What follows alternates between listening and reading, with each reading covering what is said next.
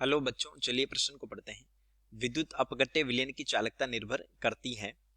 ये दिया है विद्युत अपघट्य की प्रकृति पर, बी विद्युत अपघट्य की सांद्रता पर, सी एसी स्रोत की शक्ति पर और डी इलेक्ट्रोड के मध्य दूरी पर। तो चलिए प्रश्न की मुख्य उदाहरणा पे बात करते हैं। अवधारणा देखिए, चालकता जो होती है वो समानुपाती होती है गतिशील आयनों की संख्या के।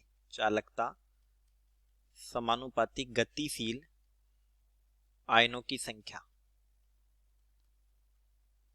आयनों की संख्या।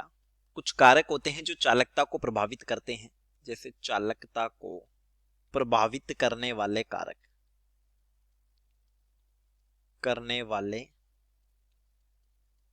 कारक, पहला हम देखें टेम्परेचर। अगर टेम्परेचर को बढ़ाया जाए, आयनों के मध्य आकर्षण घटता है। आयनों के मध्य आकर्षण घटेगा, और जब आयनों के मध्य आकर्षण घटेगा तो गतिशीलता बढ़ेगी। गतिशीलता बढ़ेगी और गतिशीलता बढ़ने के साथ साथ हम कह सकते हैं चालकता बढ़ेगी। इसी तरह से प्रयुक्त विद्युत अपघट्य की प्रकृति पर, विद्युत अपघट्य की प्रकृति पर, जैसे अगर दुर्बल विद्युत अपघट्य है, दुर्बल विद्युत अपघट्य है, तो दुर्बल का मतलब है कि वो पूर्णतः आयनित नहीं होगा, तो आयनों की संख्या कम होगी। आयनों की संख्या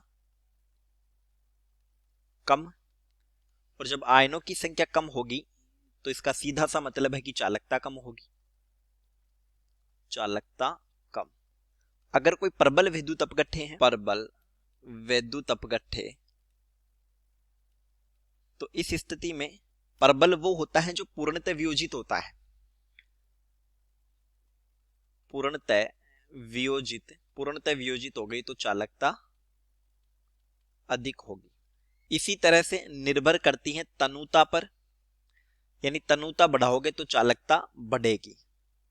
चालकता बढ़ेगी क्योंकि मुक्त स्पेस के कारण आयनों की गतिशीलता बढ़ेगी। आयनों की गतिशीलता बढ़ेगी। साथ ही जो दुर्बल विद्युत अपघट्य होते हैं, तनुता बढ़ाने पर उनका आयनन बढ़ता है। दुर्बल का आयनन बढ़ेगा, और आयनन बढ़ेगा तो आयनों की संख्या बढ़ेगी और चालकता बढ़ेगी, बढ़ता है। तो दोनों ही चीजें चालकता को बढ़ाएगी। तनुता और सांद्रता व्युत्क्रमानुपाती है, तो सांद्रता बढ़ाओगे तो चालकता घट जाएगी। तो देखिए ए बी यहां सही होगा, बी भी यहां सही होगा। एसी स्रोत की शक्ति पर इसकी निर्भरता नहीं होती और ना ही इलेक्ट्रोड के मध्य दूरी पर होती है, तो हमारा उत्तर होगा ए और बी। चलिए उम्मीद करता हूं प्रश्न समझ आया होगा। धन्यवाद।